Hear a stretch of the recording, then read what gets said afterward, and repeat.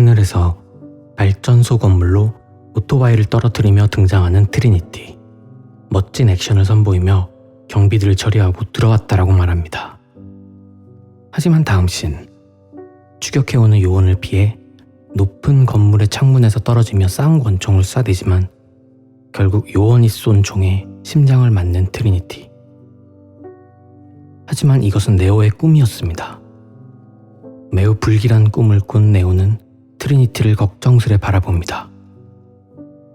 트리니티와 일행들에게는 무슨 일이 있었던 걸까요? 인간 해방군들은 인간 말살을 목적으로 프로그래밍된 기계괴물 센티넬 25만 대가 인류 최후의 도시 시온에 접근하고 있다는 것을 알아내고 매트릭스의 중계지역에 모여 대책을 논의합니다. 모피어스는 인간의 수만큼의 기계수는 지극히 기계다운 생각이라며 나업의 대장은 시온으로 돌아가 사령관의 명령에 따라야 한다고 말합니다. 모피어스는 락 사령관도 센티넬을 막을 수 있는 별다른 대책은 없을 것이라며 자신과 같은 믿음을 가진 자라면 곧 전쟁이 끝날 것이라는 걸 알 것이라며 오라클을 만나야 한다고 말합니다. 기계들이 시온에 도착하기 전 36시간 안에 시온으로 돌아갈 것이며 함선 한 척이 남아 자신을 도와달라고 요청합니다. 이때 건물 밖에서 나타나는 요원. 네오는 매우 침착한 표정으로 그들을 마주합니다. 요원은 네오를 변종이라 부르며 인간일 뿐이라며 세 명이 동시에 공격해옵니다.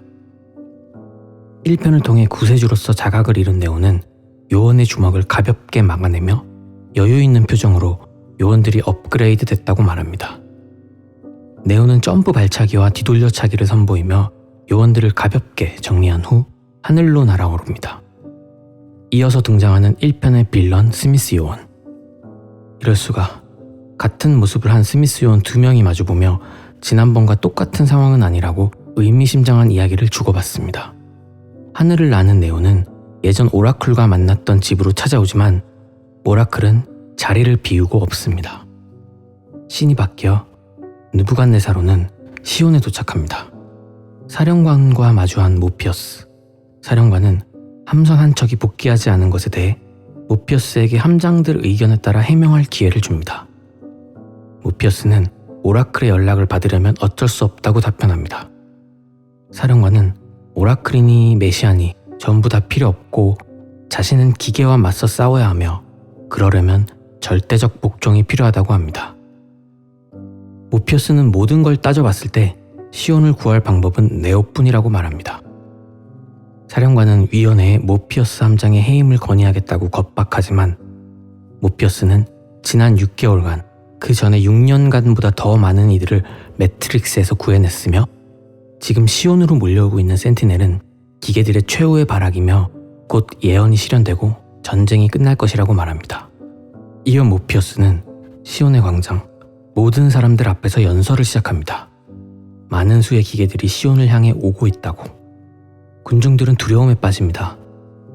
모피어스는 우리는 분명 커다란 시련을 겪게 될 것이지만 자신은 두렵지 않다고 말합니다. 네오를 믿어서가 아니라 지난 100년간 기계들은 우리를 말살하려 했지만 우리는 이곳에 살아남아 있으며 인간은 스스로를 믿어야 한다고 말이죠. 군중들은 모피어스의 연설에 다시 희망을 얻습니다. 한바탕 축제가 벌어지는 광장. 네오와 트리니티는 자신들만의 공간에서 뜨거운 사랑을 나눕니다. 사랑을 나누던 와중 네오는 트리니티가 매트릭스에서 요원에게 총을 맞던 꿈을 떠올리며 다시 괴로워합니다. 트리니티에게 널 잃을 순 없다고 속삭이고 트리니티는 자신은 절대 죽지 않는다고 이야기합니다.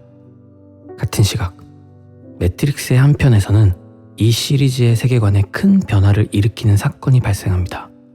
시온의 전사 중 한 명인 베인이 매트릭스에서 동료들과 함께 임무를 수행하던 중 스미스 요원에게 추격받다가 동료를 먼저 보낸 후 전화를 기다리던 와중 스미스 요원에게 흡수되며 동기화당합니다. 스미스 요원으로 복사된 베인의 정신은 함대에서 걸려온 전화를 받고 인간의 육체로 들어오게 됩니다. 이 장면은 매트릭스 세계관에서 인간의 정신도 프로그래밍 될 수 있다는 것을 보여주는 상징 같은 장면입니다. 이후 베인은 스미스 요원에게 동기화된 채로 실제 세계의 빌런으로 활약하게 됩니다. 다음 날 아침, 오라클의 연락을 기다리기 위해 남았던 함선이 돌아와 네오와 트리니티에게 오라클의 전원을 전합니다. 느부갓네사로의 멤버들은 마침내 때가 왔다며 준비하고 함선의 조종사 링크는 이미 1편에서 탱크와 도저 2명의 가족을 잃은 부인의 걱정을 뒤로하고 결의를 다집니다. 매트릭스에 들어온 네오, 동양풍의 주점에 들어옵니다. 한 남자가 앉아 있었는데 네오는 그를 보자마자 매트릭스 속 인간들과 다른 존재라는 것을 알아차립니다. 그 남자의 이름은 세라프. 오라클에게 안내하기 전 사과부터 한다고 하며 냅다 네오에게 주먹을 내지릅니다. 요원보다 훨씬 강력한 힘을 보여주는 세라프. 매트릭스 안에서는 이미 신과 다름없는 네오와 합을 주고받습니다. 하지만 네오는 곧이어 화려한 무브를 선보이며 세라프를 몰아붙이고, 세라프는 네오가 구세주인지 확인이 필요했다고 하며 오라클에게 데려가 주겠다고 말합니다. 네오가 들어왔던 문을 열자 문이 여러 개 있는 다른 차원의 공간으로 나오게 되는 네오와 세라프. 이것은 프로그래머용 백도어였습니다. 순간 느부갓네사로에서는 네오의 위치를 놓치게 됩니다. 세라프가 열어준 문에서는 공원이 나타나고 마침내 공원 벤치에 앉아있는 오라클과 만나는 네오. 네오는 오라클에게 궁금했던 것들을 물어봅니다. 당신은 인간이 아니라 프로그램이라는 핵심을 짚어내는 네오. 그렇다면 오라클도 시스템의 일부로서 또 다른 통제 수단인데 당신을 어떻게 믿을 수 있냐고 물어봅니다. 오라클은 빙고라고 말하며 내가 널 돕는 건지 아닌지 알아낼 방법은 없다고 합니다. 그리고 날 믿고 안 믿고는 전적으로 네오에게 달려있다고 말합니다. 당신은 왜 여기 왔냐는 네오의 질문에 나는 캔디가 좋다고 말합니다. 이것은 별것 아닌 말 같지만 매트릭스 세계관에서 굉장히 중요한 대사입니다. 이것은 기계와 프로그램 입장에서의 자유의지를 상징하며, 그래서 오라클은 바로 기계의 자유의지를 실현할 수 있는 유일한 공간인 매트릭스의 존속과 안정을 바라는 것입니다. 우리는 할 일을 하기 위해 존재한다고 말하는 오라클. 오류가 난 프로그램은 시스템이 삭제를 시도하고 그 프로그램은 지금 말하고 있는 공간인 백도어에 숨거나 메인 프레임인 소스로 돌아간다고 말합니다. 그리고 오라클은 네오가 구세주의 길이 끝나는 곳인 소스로 들어가야 한다고 말해줍니다. 오라클은 소스로 들어가는 네오의 모습을 스스로 꿈에서 봤을 거라며 무슨 일이 일어나는지 물어봅니다. 트리니티가 위기에 빠지는 꿈을 떠올리는 네오, 곧 자신이 트리니티의 생사를 결정해야 하는 순간이 온다는 것을 알게 됩니다. 오라클은 결정에 실패하면 시온이 멸망할 것이라는 무시무시한 사실을 말해줍니다. 소스에 가기 위해 키메이커라는 백도어 프로그램이 필요하고 지금 키메이커는 메로빈지언이라고 하는 매우 위험한 프로그램 손에 잡혀 있다고 말해줍니다. 위치를 알려주며 정확한 시간에 가면 기회가 있을 것이라는 오라클. 오라클과 세라프가 떠나자 공원에는 스미스가 등장합니다. 그는 1편의 마지막 장면에서 네오와 몸이 겹쳐지며 일부 코드가 섞여 시스템에 문제를 일으키는 바이러스가 되어 있었습니다. 매트릭스 내의 수많은 프로그램을 자신으로 동기화시키며 자신의 복제품을 만들어내고 있었죠. 곧이어 네오에게 동기화를 시도하는 스미스. 하지만 실패하고 네오는 수많은 스미스와 싸우게 됩니다. 신에 가까운 위력을 선보이며 수많은 스미스를 제압하는 네오. 하지만 점점 많아지는 숫자에 유효타를 허용하기 시작합니다. 명치에 한 방 맞은 네오는 기둥을 뽑아 스미스들을 공격합니다. 기둥을 축으로 공중 발차기를 선보이는 등 미친 액션을 선보이는 네오. 하지만 끝도 없이 늘어나는 스미스와 계속 싸울 수는 없어 하늘로 날아오르며 도망칩니다. 같은 시각, 위원회에서는 연락이 닿지 않는 느부갓네사로를 찾기 위해 함선 2척을 추가로 보내기로 결정하지만 사령관은 시온의 방어가 약해진다며 매우 반대합니다. 함장 소렌과 로고스 함장 나고베가 지원하며 모피어스 일행을 찾기로 결정됩니다. 오라클의 조언에 따라 키메이커를 찾기 위해 메로빈지언을 만난 모피어스, 네오, 그리고 트리니티. 메로빈지언은 한 번의 구세주 네오를 알아봅니다. 메로빈지언은 모든 것은 원인과 결과의 문제라며 선택이란 강자와 약자 사이에서 만들어진 망상에 불과하다고 의미심장한 말을 전해줍니다. 결국 일행들의 선택이라는 것도 인과율에 따라 이루어지고 있을 뿐이라는 말이었죠. 일행의 요청을 거절하는 메로빈지언. 일행은 되돌아가는 엘리베이터 안에서 결과가 좋지 않다며 무엇이 잘못되었지? 라고 되뇌이지만 모피어스는 걱정하지 말라며 일은 이렇게 될 수밖에 없었다고 말합니다. 이윽고 엘리베이터가 멈추며 메로빈지언과 함께 있던 아내 페르세포네는 키메이커를 찾고 싶으면 자신을 따라오라고 말합니다. 페르세포네를 따라간 일행. 페르세포네는 메로빈지언의 행동에 환멸감을 느끼고 메로빈지언도 네오처럼 멋진 남자였을 때가 있었다며 네오가 자신에게 진짜 연인인 것처럼 마음을 담아 키스해주면 키메이커를 내어주겠다고 합니다. 트리니티의 분노 속 뜨겁게 키스를 나누는 네오와 페르세포네. 그녀는 입맛을 다시며 그래 이거였다며 네오 일행을 키메이커가 감금된 성으로 인도합니다. 뒤늦게 메로빈지언이 나타나서 페르세포네에게 따지지만 페르세포네는 묻은 립스틱이나 닦으라고 하며 자리를 떠납니다. 메로빈지언의 부하 트윈스는 키메이커를 쫓기 시작하고 모피어스와 트리니티는 키메이커를 구하기 위해 함께 뛰어갑니다. 트윈스는 자기 몸을 투과 형체로 만들어서 마치 유령처럼 사물을 통과할 수 있고 그 순간 모든 물리 공격을 무력화할 수 있는 능력을 가지고 있었습니다. 트윈스를 제외한 나머지 부하들은 네오에게 무차별 사격을 퍼붓습니다. 매트릭스의 통제를 벗어난 네오답게 모든 총알을 멈추게 하는 네오. 시리즈 최고의 1대다 전투가 펼쳐집니다. 메로빈지언의 부하들은 모두 도끼, 창, 칼 등을 들고 네오에게 덤비지만 네오는 칼조차도 손으로 막아내며 모든 공격을 반격합니다. 이때 손에서 피를 흘리게 되는 네오. 메로빈지언의 부하들은 네오도 결국 인간이라는 생각에 더 이를 악물고 덤벼듭니다. 벽에 붙어있던 무기를 끌어오는 네오. 쌍단검으로 적들을 좁히지만 적들도 만만치 않습니다. 하지만 한 명씩 차례로 리타이어되고 네오는 공중회전을 돌며 자리를 바꾸고 검을 무기로 바꿔잡습니다. 멋진 검으로 나머지 인원을 처리하는 네오. 곤봉 내리찍기로 최후의 적을 처리합니다. 메로빈지언은 홀로 서 있는 네오에게 너의 선배들처럼 너도 날 없애지 못해 라는 또다시 알 수 없는 의미의 말을 남기고 도망갑니다. 한편 모피어스와 트리니티는 유령처럼 순간 사라지는 능력을 쓰는 트윈스를 피해 키메이커와 함께 차를 타고 도주합니다. 이를 뒤쫓던 네오는 트윈스에 의해 백도어 프로그램의 문을 잘못 열어 800km 떨어진 산속으로 잘못 나가게 됩니다. 네오는 문을 찾아 쫓아가기가 힘들다고 판단, 하늘을 날아서 그들을 뒤쫓습니다. 도망가는 일행을 뒤에서 차로 추격하며 기관총을 갈겨대는 트윈스. 경찰차도 추격에 합류하고 탈주는 더욱 힘들어지는 상황 속 함선 내에서 링크는 탈출할 수 있는 길을 알려주며 일행을 지원합니다. 터널을 지나 고속도로로 안내하는 링크. 쫓아오던 경찰들도 결국 요원으로 변해 더욱 험난한 상황이 연출됩니다. 드디어 고속도로로 진입한 일행. 기관총을 맞아 너덜너덜해진 차량으로 차들을 가까스로 피하며 겨우겨우 달아나고 있습니다.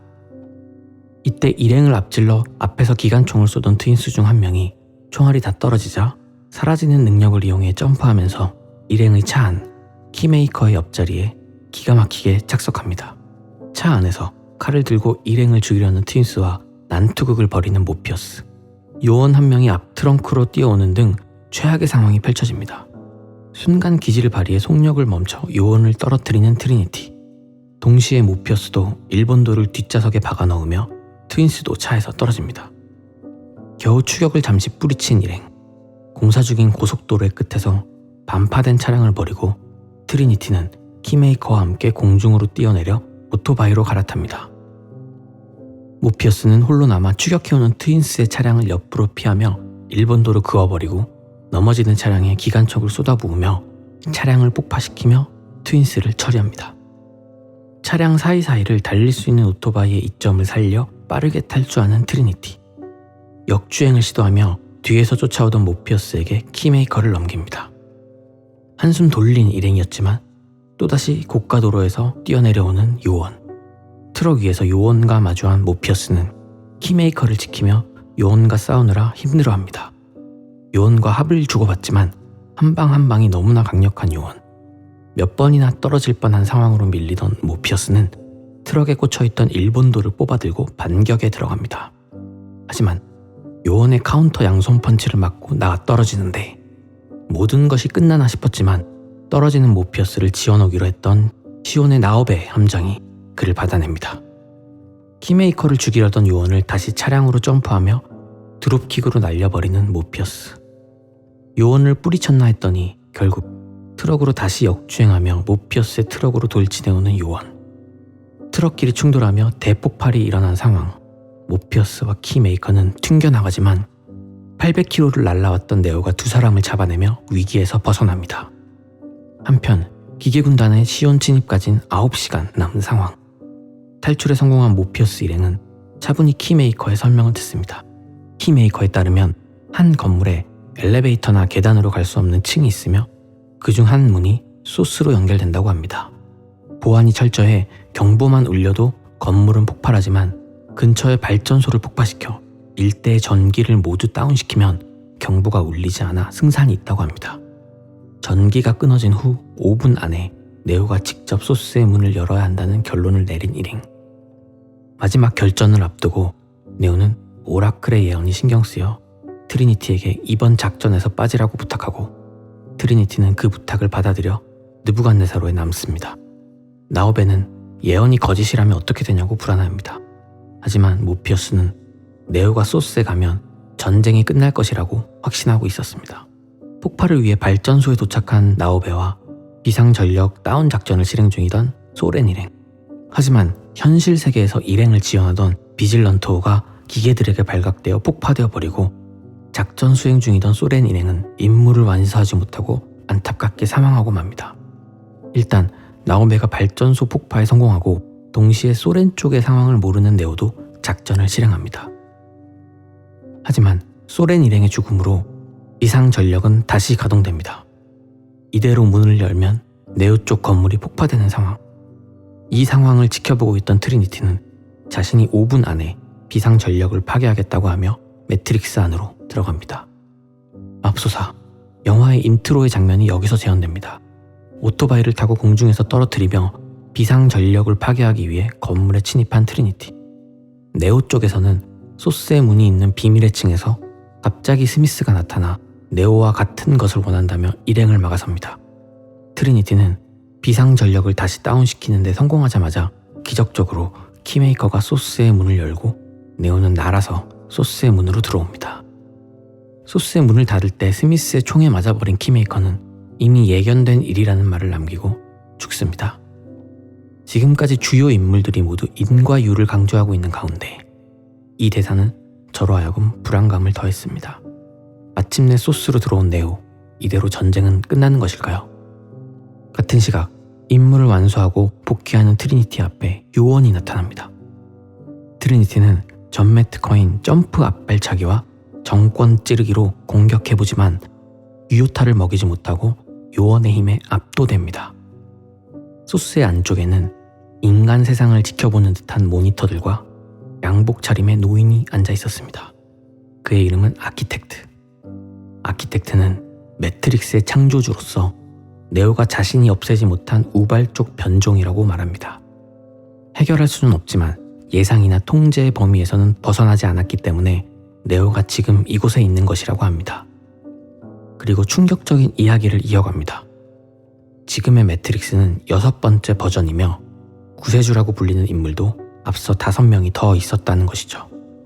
인간들은 99% 프로그램을 받아들이게 되지만 그렇지 못한 소수는 재앙의 불씨가 될 수 있다며 그래서 시온을 이전에 5번이나 멸망시켰다고 합니다. 네오에게 본격적으로 선택을 강요하는 아키텍트. 소스에 네가 가진 코드를 전달하고 매트릭스 초기 프로그램을 입력한 후 시온을 재건할 여자 16명, 남자 7명을 직접 매트릭스에서 뽑으라고 말합니다. 이 과정을 따르지 않으면 시스템 충돌이 일어나고 매트릭스의 모든 인간이 죽으며 시온의 멸망과 함께 인류는 종말을 맞게 될 것이라고 말합니다. 아키텍트는 2가지 문에 대해 선택하라고 합니다. 한쪽은 소스로 가서 시온을 구할 문, 그리고 현재 트리니티의 위기 상황을 보여주며 한쪽 문은 인류를 멸망시키고 트리니티에게 갈 문이라고 합니다. 망설임 없이 트리니티에게 가는 것을 선택한 네오. 영화의 오프닝에서 나왔던 장면처럼 트리니티는 창문으로 뛰어내리며 공중에서 요원과 총격전을 벌입니다.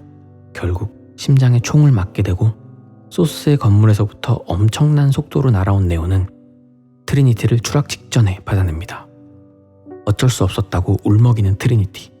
네오는 트리니티의 몸에서 총알을 꺼내고 죽어버린 트리니티의 심장을 만지며 살려냅니다. 뜨거운 키스를 나누는 두 사람. 함선으로 돌아온 일행은 이야기를 나눕니다.